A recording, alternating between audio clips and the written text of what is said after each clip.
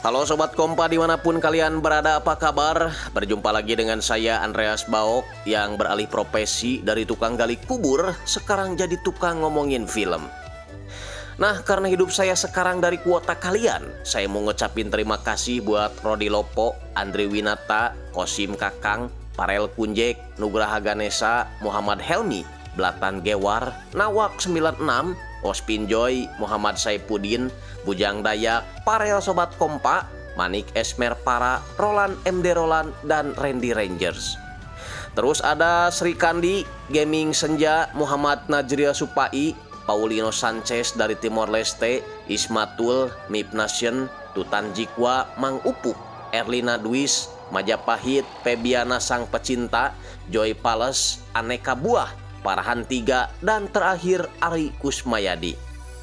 Terima kasih juga buat Sobat Kompas semuanya yang selalu setia nemenin saya.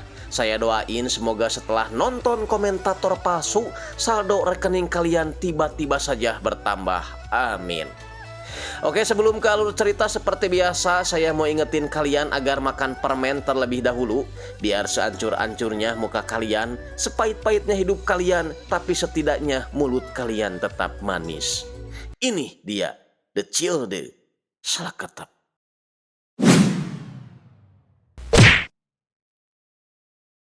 Film diawali dengan memperlihatkan 3 orang baragajulan yang tengah menyekap seorang pria misterius dalam keadaan yang sudah terikat di sebuah kursi. Di situ terlihat salah satu di antara mereka tetap menjaga si pria misterius karena 2 orang lainnya ingin sebat dulu sambil menghubungi bos mereka yang bernama Ucok. Dari obrolan tersebut, akhirnya kita bisa mengetahui alasan kenapa mereka menangkap si pria misterius karena menurut bos Ucok, harga kepala si pria misterius memiliki nilai jual yang cukup mahal. Meskipun sedang cakung alias cuaca kurang mendukung, Ucok menyuruh mereka untuk tetap berada di TKP karena sebentar lagi dirinya akan segera meluncur ke lokasi. Setelah menutup telepon, ternyata si pria misterius berhasil comeback, di mana dia langsung menghabisi mereka saat itu juga. 15 menit kemudian akhirnya bos Ucok yang ditemani oleh kedua antek-anteknya tiba di lokasi. Namun mereka semua dikejutkan dengan keadaan yang di luar prediksi BMKG lantaran ketiga anak buahnya tadi sudah ngajoprak tak bernyawa. Merasa ada yang tidak beres, mereka pun langsung balik kanan untuk segera meninggalkan tempat tersebut. Akan tetapi inilah yang terjadi.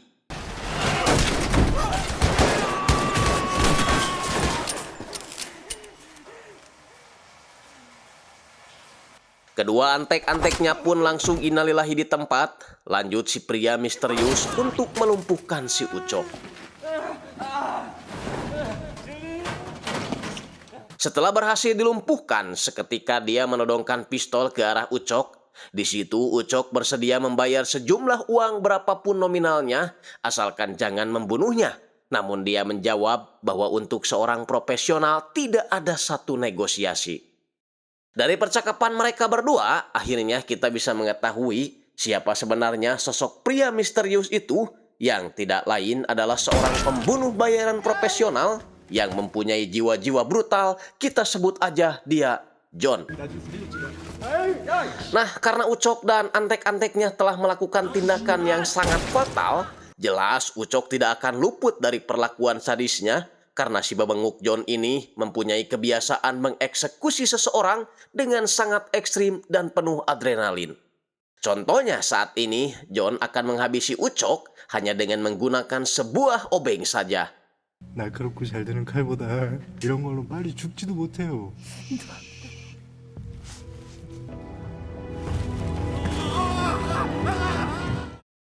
1 minggu kemudian terlihat John sedang berada di sabung tinju amatir ilegal yang ada di salah satu wilayah Filipina. Hampir semua orang yang ada di sana bertaruh untuk menjagokan pemuda yang bernama Marconah. Kita panggil aja Marco. Meskipun Marco bertubuh mungil, namun dengan teknik dan kecepatan pukulan, Marco berhasil menumbangkan lawan-lawannya dalam waktu yang tergolong singkat.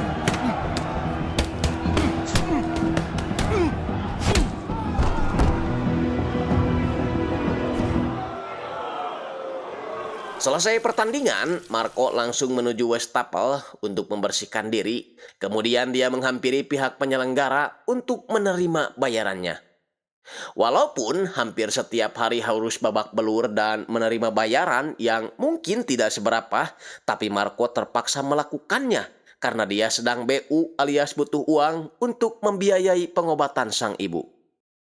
Meski hujan deras, Marco tetap bergegas pulang lantaran teringat dengan jendela rumahnya yang masih ngejemlong.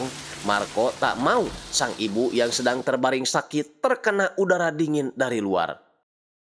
Sedikit catatan bahwa si Marco ini adalah seorang kopino atau bahasa sederhananya blasteran Korea dan Filipina.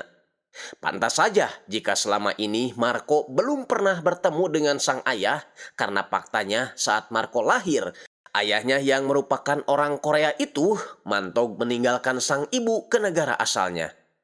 Alasan bahwa ikatan pernikahan mereka berdua hanya sebatas kawin kontrak. Keesokan harinya, Marco mengunjungi sebuah yayasan panti asuhan yang khusus hanya menampung anak-anak terlantar dari keturunan Korea Filipina sama seperti dirinya. Dan pria paruh baya ini adalah pengelola yayasan, namanya Mr. Kim. Bukan hanya sebagai pengelola yayasan saja, konon katanya beliau juga bisa melacak seseorang dengan menggunakan sumber daya dan jaringan informasi yang dimilikinya. 자, 어머님 좀 어떠셔?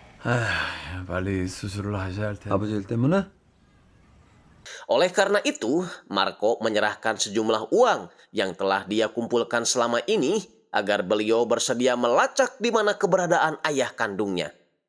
Hal itu terpaksa Marco lakukan karena dia sudah buntu, kebingungan, para rusing, harus meminta tolong pada siapa lagi untuk membantu biaya operasi sang ibu yang kini keadaannya semakin memburuk. 이 새끼 이게. Use it to hire someone in Korea to look for him. 아, 마르코! 마르코! Setelah dari yayasan, Marco mampir ke sebuah bar yang juga menyediakan taruhan judi bola dari berbagai liga yang ada di seluruh dunia. Kebetulan pada waktu itu ada Chelsea yang akan menjamu Persibo, di mana Bandar memberi pur 2 gol kepada Persibo. Berharap mendapat JP, sontak Marco pun memasang taruhan untuk Persibo. Tak lama kemudian, saat Marco sedang ngahuleng atau melamun, dia dihampiri oleh seorang bule. Sebagai basa-basi, si bule berterima kasih kepada Marco karena kemarin Marco telah memenangkan pertarungan tinjunya sehingga si bule berhasil memenangkan taruhannya. Sebagai ucapan terima kasih, si bule mentraktir Marco, lalu setelah itu mengajaknya berbisnis, di mana bisnisnya itu adalah merampok sebuah toko emas yang sudah tutup. Jelas, Marco menolak karena menurutnya meskipun tokonya sudah tutup, tetap saja aksi tersebut akan sangat beresiko.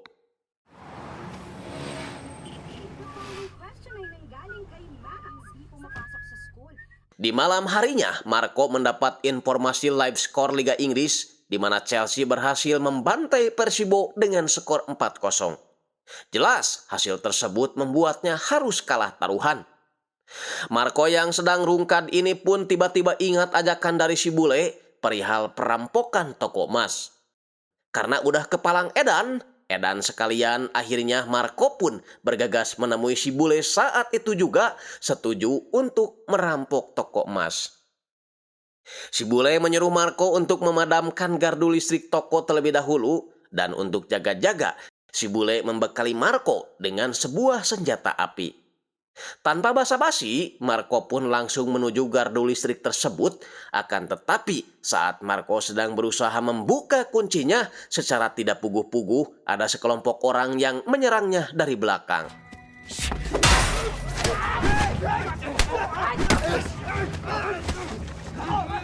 Ternyata, mereka ini adalah sekelompok gangster yang sedang gabut, di mana mereka sering melakukan intimidasi kekerasan secara random.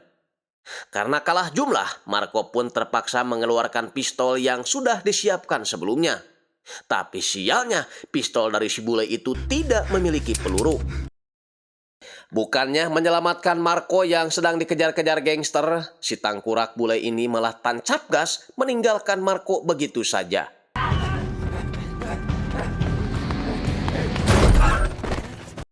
Pengendara mobil tersebut adalah seorang wanita Korea yang bernama Yeonju, kita sebut saja dia Yuyun. Yuyun yang melihat kondisi Marco sedang terluka pun langsung membawanya ke puskesmas terdekat.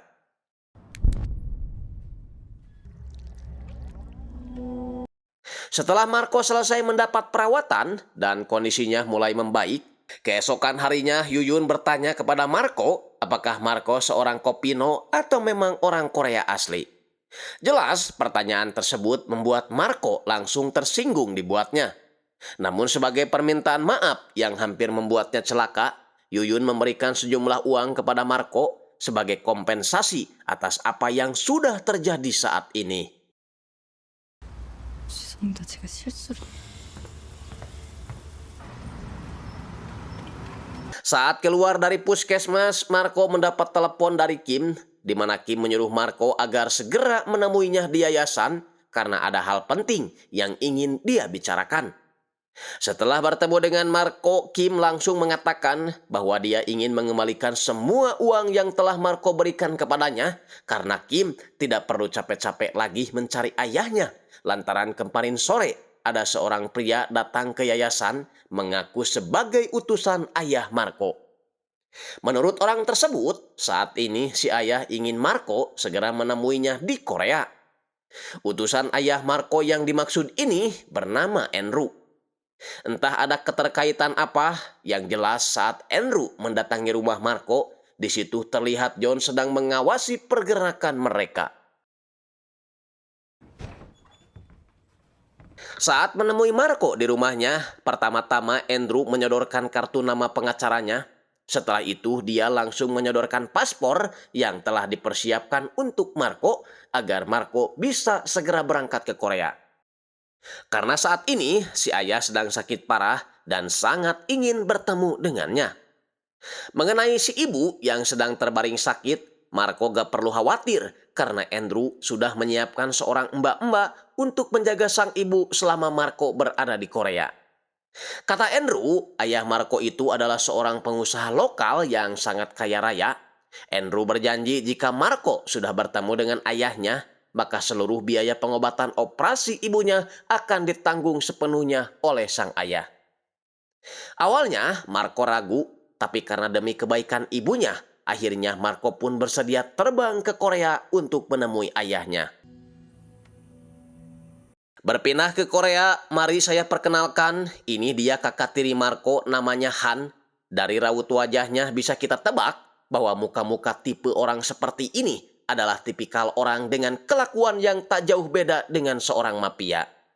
Dan benar saja, saat ini Han sedang berusaha mencari donor jantung buat sang ayah, agar ayahnya tidak keburu innalillahi sebelum semua aset kekayaannya diwariskan kepada dirinya seorang. Karena jika ayahnya mati duluan, maka semua harta kekayaannya akan jatuh kepada istri muda dan semua anak-anaknya termasuk Marco. 아버지 막내요. 아버지가 오매불만 기다리던 그 막내 아들이 지금 오고 있다고. 그 잡종 새끼가 지금 오고 있다고 이리로. Sementara itu, Marco terlihat sudah berada di dalam pesawat kelas bisnis menuju Korea sambil disajikan tontonan di depan tempat duduknya. Tentu saja, bagi orang yang selama ini hidup miskin bin balangsak, hal tersebut adalah sebuah pengalaman yang sangat luar biasa. Tak lama kemudian, Marco mulai terganggu saat orang yang bernama John ini tiba-tiba duduk di sebelah Marco dan mengajaknya untuk mengobrol. 나 누구냐고? 친구야. 당연히 알 리가 없지. 브랜드. Karena John tidak berada di tempat duduknya, dia pun diingatkan oleh pramugari agar segera kembali ke tempat duduknya. Namun sebelum kembali, John sempat membisikkan sesuatu terlebih dahulu ke telinga Marco. 너 한국 왜 가는지 나 가르쳐줘. Entah apa yang dibisikkan si John, karena seketika muka Marco terlihat langsung panik.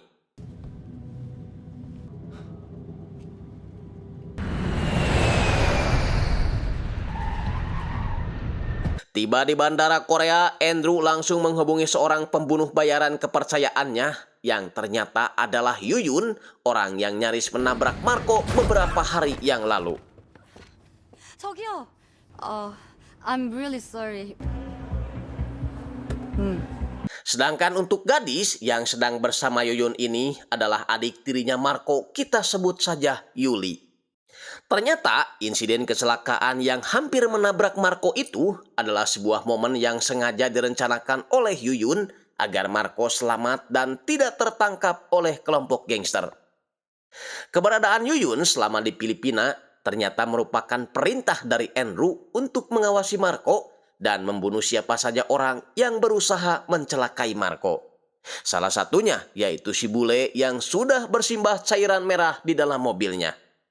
Meskipun si Yuyun ini sedang bekerja untuk Andrew, tapi di saat yang sama Yuyun juga menerima kerjaan dari Yuli untuk mengawasi Marco. Sekilas terlihat nampak lugu, tapi ternyata si Yuli ini bisa berpolitik seperti orang dewasa, menggerakkan orang lain dengan menggunakan uang. Karena menurut Neng Yuli, ketika uang berbicara, dia wajib punya kuasa. 유비무한. 나 먼저 간다.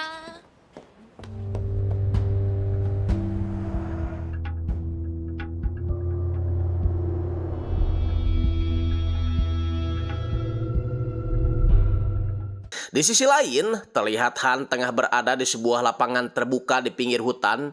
Di sana kedua anak buahnya menyeret dua orang yang sudah babak belur keluar dari bagasi mobil. Salah satunya merupakan asisten pribadi sang ayah yang telah bekerja selama hampir 2 dekade lamanya. Dan yang satunya lagi seorang editor yang bekerja untuk salah satu media lokal. Usut punya usut, beliau adalah orang yang telah menyebarluaskan berita tentang kebusukan Han ke publik. Dan si asisten terbukti sudah menjadi pengkhianat, membocorkan rahasia perusahaan kepada orang lain. Dengan teramat sangat brutal, Han langsung menghabisi si editor saat itu juga. 여기 있어?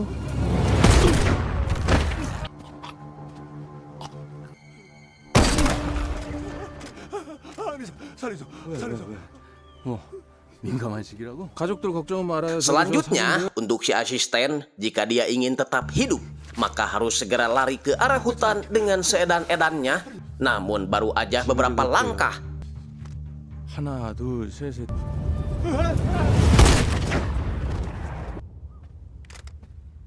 끝까지 지랄이네 이 씨발 새끼. selesai melakukan eksekusi, datanglah rombongan medis yang dipimpin oleh seorang dokter bernama Lee. Tujuan Han mendatangkan mereka adalah untuk menjaga sang ayah biar tetap hidup sampai Han resmi menjadi pewaris tunggal. Sementara Andrew yang sedang mendampingi Marco menuju kediaman ayahnya, lagi-lagi dibuntuti oleh John, si pembunuh bayaran profesional. Nah, saat sedang melintasi jalanan sepi penduduk, John langsung melancarkan aksinya, di mana dia berhasil menembak si sopir.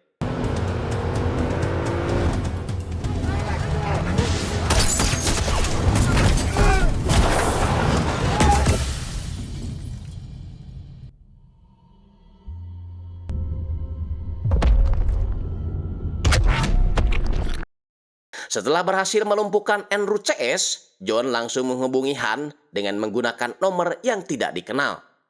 John mengatakan bahwa Marco tidak akan sampai ke rumahnya karena saat ini Marco sedang bersamanya. Jika Han ingin Marco tetap dalam keadaan hidup, maka Han harus mentransfer uang $10 juta ke rekeningnya.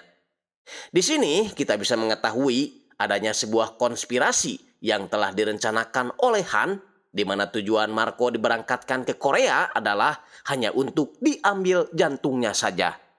Karena nanti jantungnya si Marco itu akan dipindahkan ke tubuh ayahnya. 니네들 싹 다 불러 대기시켜. Setelah menunggu beberapa menit, akhirnya Marco keluar dari mobil. Di situ John menyuruh Marco untuk segera ikut bersamanya. Namun Marco yang sedang ketakutan langsung balik kanan melarikan diri ke dalam hutan. 엄마, 야, 어디가?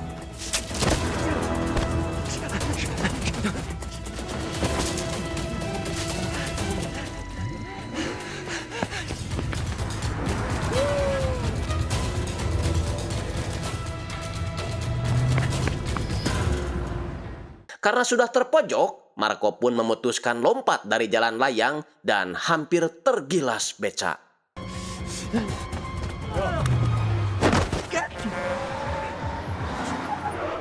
Tak mau aset berharganya itu lolos begitu saja, John pun turun mengejar Marco.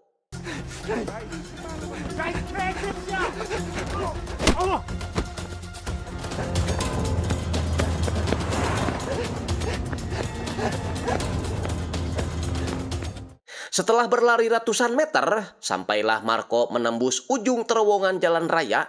Napasnya tersengal, langkahnya berhempus tak pasti, dan beruntungnya saat itu hujan turun. John seketika menghentikan pengejaran, bukan karena kelelahan, tapi turunnya hujan jelas akan membuatnya bujil dan nampak terlihat tidak maco lagi. 괜찮네. Sementara itu, anak buahan tiba di lokasi kecelakaan, tapi mereka tidak menemukan keberadaan Marco. Artinya, ancaman si John yang minta uang tebusan itu memang bukanlah sebuah lelucon. Kemudian, datanglah Dr. Lee untuk memberitahuan bahwa dia dan tim medisnya sudah siap melakukan bedah operasi. Masalahnya, mereka tinggal menunggu Marco yang saat ini belum muncul juga. Setelah berjalan puluhan kilometer, akhirnya Marco sampai juga di sebuah pemukiman. Di sana, dia menemukan telepon umum dan langsung menghubungi nomor kantor pengacara milik Andrew. Namun, nomor tersebut ternyata mengarah ke nomor Yuyun. Marco yang belum mengetahui siapa Yuyun sebenarnya, lantas dia langsung meminta bantuan agar segera menjemputnya di pemukiman tersebut. 알아요. 내가 지금 바로 갈 테니까 거기 가만히 있어. Tapi sialnya, lagi-lagi John berhasil mengetahui keberadaan Marco dan aksi kejar-kejaran pun kembali terjadi.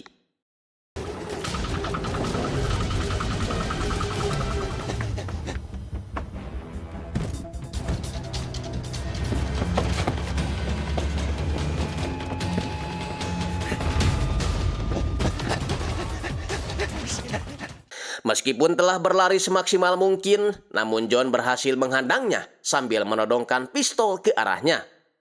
Tak tinggal dia, Marco dengan spontan langsung melayangkan tinjunya tepat ke wajah John. Di saat bersamaan, datanglah Yuyun menyuruh Marco untuk segera masuk ke dalam mobilnya.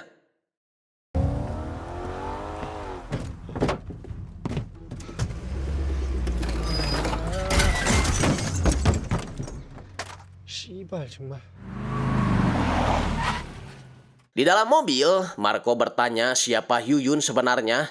Yuyun menjawab bahwa dia adalah orang yang hampir saja menabrak Marco saat Marco sedang dikejar-kejar oleh gangster. Dan dia mengaku hanya menjalankan tugasnya saja. Beberapa saat kemudian mereka gak sengaja berpapasan dengan rombongan Han. Bukannya berhenti, Yuyun malah tancap gas, membuat Han emosi, langsung menghubungi apa yang sedang dia lakukan. Intinya, saat ini Yuyun sudah tidak peduli lagi dengan Han karena Andrew, orang yang telah menyewanya, sudah meninggal. Kini, Yuyun akan berpihak kepada Yuli yang menyewanya untuk menculik Marco juga. 야, 너 정말 뒤지고 싶냐? 여보세요.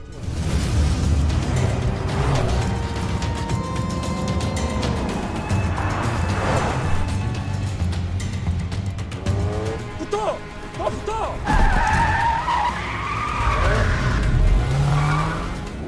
Meskipun sempat lolos dari kejaran Han, Yuyun juga harus berhadapan dengan John yang terus mengikutinya dari belakang.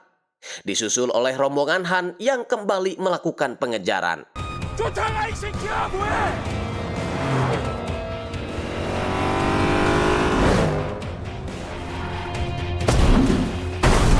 운전 꼬라지야 그런 저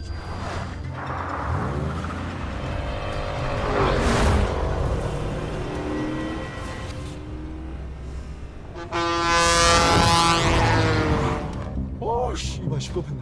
Setelah aksi kejar-kejaran berlangsung cukup sengit, Yuyun akhirnya berhasil mengelabui semua orang dengan cara menerobos masuk ke dalam hutan.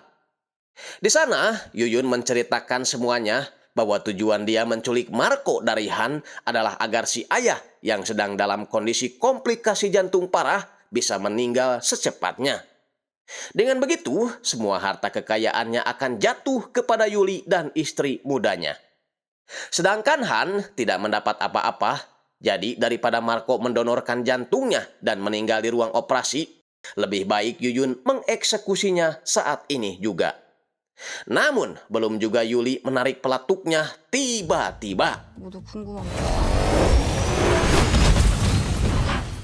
yah, itu adalah John yang datang dari belakang. Kejadian itu dimanfaatkan Marco untuk segera melarikan diri. Sempat terjadi baku tembak antara John dan Yuyun, namun dengan gaya diam-diam ala sang Baba Yaga, akhirnya John berhasil membalikkan keadaan, membadil Yuyun saat itu juga. 적당히 하시 정말. Balik lagi ke si Marco yang sialnya setelah menyusuri jalan raya, dia malah ditangkap oleh rombongan si Han lalu membawanya ke rumah karena sang ayah sudah menunggu kedatangannya. 그만 뛰어. I'm happy to meet you.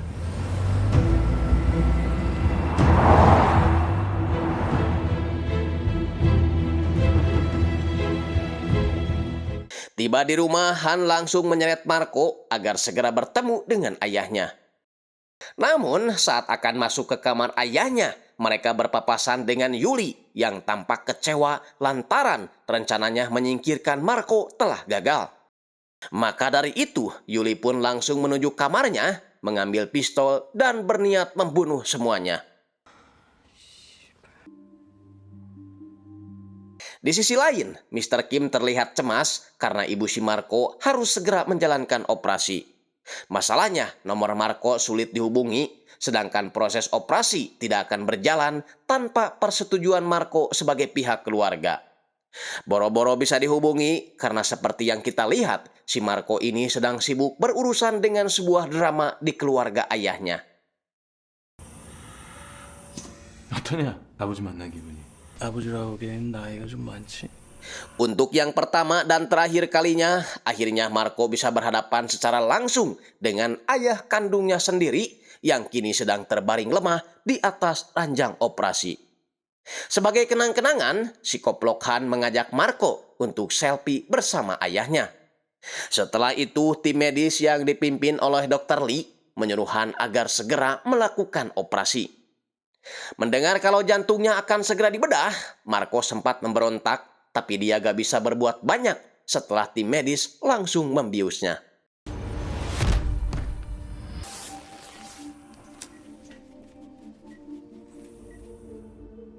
야, 얼마나 걸린다고 그랬지? 밖에 애들 좀 더 깔아. 예, 알겠습니다.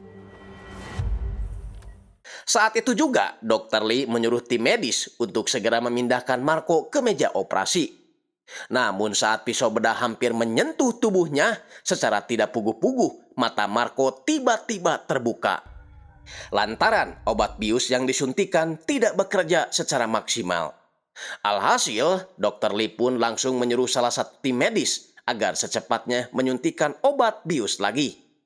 Bukannya menyuntikan ke si Marco, dia malah menyuntikan obat bius tersebut kepada Dr. Lee.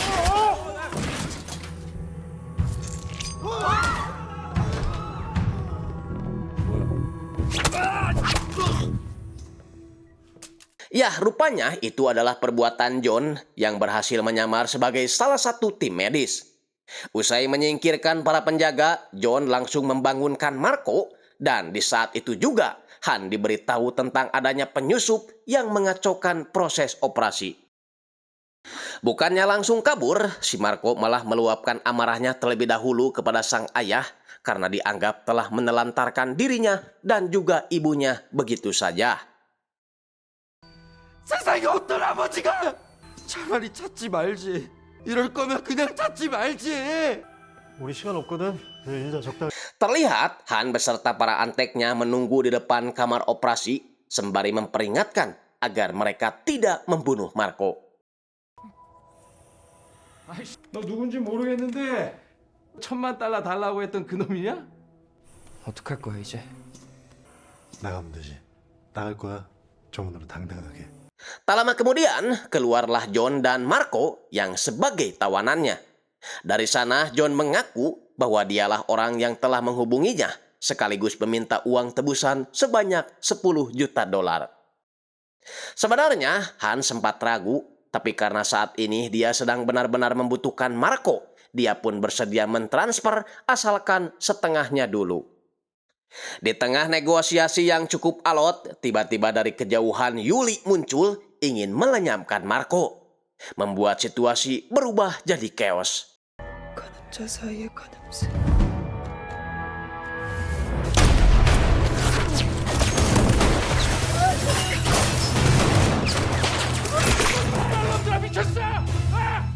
Dalam aksi adu bedil barusan, kaki kanan John harus terluka terkena tembakan. Begitupun dengan sang ayah, beliau terkena tembak di bagian perut yang membuat kondisinya semakin kritis. 아, 이러면 천만 달러 나가린. Mengingat situasinya yang semakin memburuk, Han memutuskan untuk menuruti keinginan John mentransfer uang 10 juta dolar ke rekeningnya. 덕분에 별로 시간이 없는 것 같은데. 하기자 말이야. 우리도 그 정도 준비를 해뒀지. 일로 보내. 지금 당장. 전화기 좀 줘봐. 지금 내가 불러준 대로 1000만 달러 싸줘. Nah, setelah mendapatkan notifikasi bahwa uangnya sudah masuk, Marco pun diserahkan kepada Han. Dan di saat bersamaan, si ayah yang sedang dalam keadaan sakaratul maut pun akhirnya menemui ajalnya. Merasa urusannya sudah selesai, John berniat untuk segera pergi dari sana. Seperti yang sudah diprediksi, Han yang merasa dirinya dipermainkan dan diperas sudah barang tentu tak akan membiarkan John pergi begitu saja. Dengan santainya, John mengatakan kepada mereka agar menurunkan senjatanya. Jika tidak, maka inilah yang terjadi.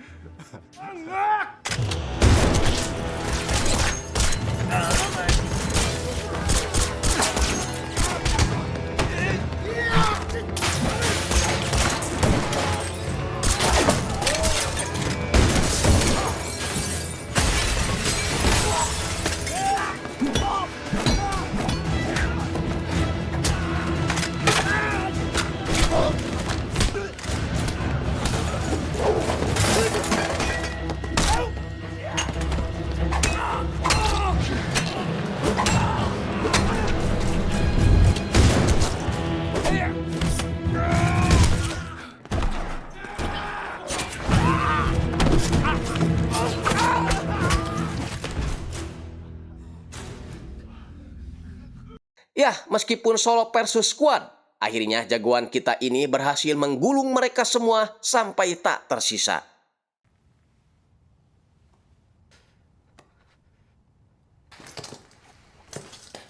Setelah semuanya berakhir, Marco pun menggandeng John layaknya seperti saudara sendiri. Saat hendak keluar, seperti yang kita lihat, tiba-tiba mereka dihadang oleh Yuli. Bocah Tobrut yang satu ini dengan frontalnya mengacungkan senjata ke arah John, lalu menyuruhnya untuk segera pergi meninggalkan Marco. Sontak, John pun merasa heran kepada Yuli karena saat ini seluruh harta kekayaan milik ayahnya itu sudah menjadi milik Yuli dan ibunya. Namun, meskipun demikian, Yuli tetap ingin menghabisi Marco karena menurutnya Marco berpotensi melakukan pemerasan dengan menyebarluaskan semua yang telah terjadi di keluarganya kepada publik. Marco berkata, meski dia adalah pria miskin, ripuh, dan gak punya apa-apa, tapi Yuli gak boleh bicara seenak jidatnya sendiri. Merasa sudah dipermalukan, dengan pedenya Yuli menyuruh John untuk membunuh Marco dan dia akan membayar berapapun yang John inginkan. Sayangnya, John menolak mentah-mentah tawaran tersebut dan John juga mengatakan bahwa Marco sebenarnya bukanlah siapa-siapa di dalam keluarga besar mereka. Jadi sebenarnya, dalang dibalik semua kejadian ini adalah Yuyun. Awalnya Yuyun menyewa John untuk mencari seorang anak laki-laki keturunan Kopino. Dengan ciri-ciri anaknya pintar, tahan banting, dan memiliki latar belakang belum pernah bertemu dengan ayah kandungnya. Maka dari itu John mendatangi si Mr. Kim, menyuapnya untuk menemukan ciri-ciri tersebut. Karena Kim sedang membutuhkan biaya demi kelangsungan hidup anak-anak panti yang lain, akhirnya Kim menunjuk Marco sebagai orang yang sangat cocok dengan ciri-ciri tersebut. Sekali lagi, semua ini telah dirancang Yuyun dengan tujuan untuk menipu Han. Jadi, saat proses transplantasi jantung dilakukan, sudah dapat dipastikan si ayah pasti akan menemui ajalnya yang bertujuan agar warisannya itu secara otomatis jatuh ke tangan Yuli dan ibunya. Dan mengenai tes DNA Marco, itu juga hasil rekayasa karena John telah menyogok si dokter agar hasilnya seolah-olah cocok dengan si ayah. Namun, suatu hari John didiagnosa menderita penyakit parah dan diperkirakan hidupnya tak akan lama lagi. Dari sinilah segalanya berubah. John memutuskan untuk membelot dari rencana Yuyun, di mana John memilih untuk menyelamatkan Marco sebagai bentuk penebusan dosa atas semua kelakuan jahat semasa hidupnya. Meskipun demikian, John tetap berusaha meyakinkan bahwa sejak awal dirinya sudah berpihak kepada Marco. Sebagai bukti, uang $10 juta tersebut akan John gunakan untuk membiayai operasi ibunya Marco. Nasi sudah menjadi bubur, alangkah baiknya jika mereka berdua saling membantu satu sama lain. Dan akhirnya, mereka pun meninggalkan Korea untuk kembali pulang ke Filipina. 야, 너 다시 오지 마. 너무 미친년아.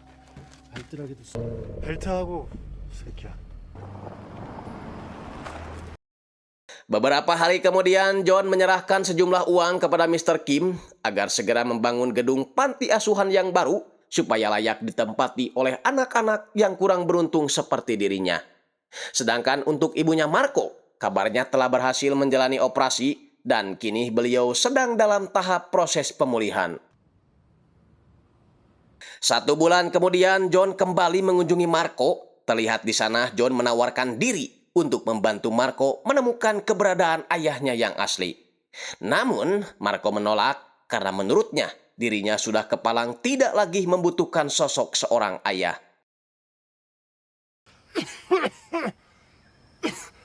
저런 병원 같은 데 못 가고 약 먹으니까 좀 나아. 내 돈 좀 생겼겠다. 어머니랑 행복하게 잘 살고. 친구야. Keesokan harinya, terlihat John sedang berkonsultasi kepada seorang mantri menanyakan kondisi kesehatannya. Si mantri berkata bahwa John tidak memiliki penyakit apapun karena batuk darah yang sempat John alami hanya efek berhenti merokok saja. Itu bukan kanker, bukan penyakit jantung, apalagi penyakit rorombehen. Dan obat yang selama ini dikonsumsi oleh John sebenarnya itu hanya multivitamin biasa. Si mantri juga berpesan agar John tidak sembarangan datang ke klinik yang tidak berizin karena menurutnya izin klinik itu tidak bisa dibeli dengan cara apapun. Setelah mendengar semua penjelasan dari si mantri, John seketika langsung ngakak antara bahagia atau kebingungan. Baiklah Sobat Kompa, itu tadi rangkuman dari film The Child. Mudah-mudahan kalian suka dan merasa terhibur. Pesan yang bisa kita ambil dari film ini adalah sebisa mungkin jangan pernah melakukan poligami jika tak mampu berbuat adil. Lebih baik punya satu atap tapi bisa menjaga keluarga, khususnya bisa mendidik anak dengan baik.